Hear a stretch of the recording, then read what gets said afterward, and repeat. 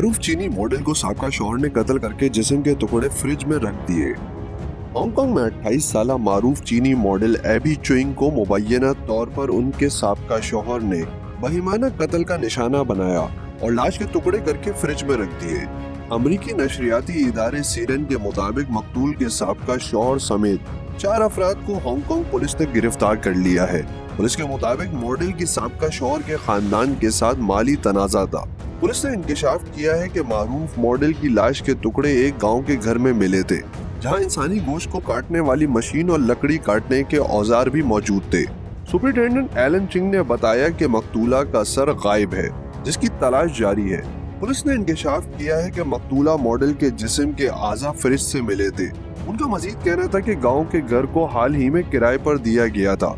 ऐसा लगता है कि ये घर मॉडल की लाश को ठिकाने लगाने के लिए बनाया गया था। पुलिस ने मजीद बताया कि कत्ल के इल्जाम में मॉडल के साबिक शौहर के वालिद, वालदा और बड़े भाई को भी गिरफ्तार कर लिया गया है। उन्होंने मजीद बताया कि मकतूला मॉडल और उनके साबका शौहर के खानदान के दरमियान भारी रकम के माली तनाजात थे। पुलिस का मजीद कहना था कि मॉडल एबी चुई 22 फरवरी को लापता हुई थी। उन्हें आखिरी बार उसके साबिक शौहर के भाई ने देखा था, जो मॉडल का ड्राइवर भी था।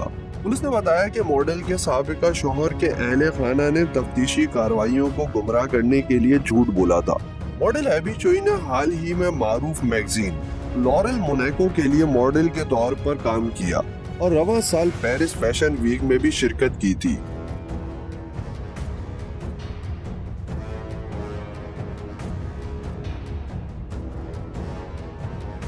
मजीद खबरें जानने के लिए हमारे चैनल को सब्सक्राइब कर लें।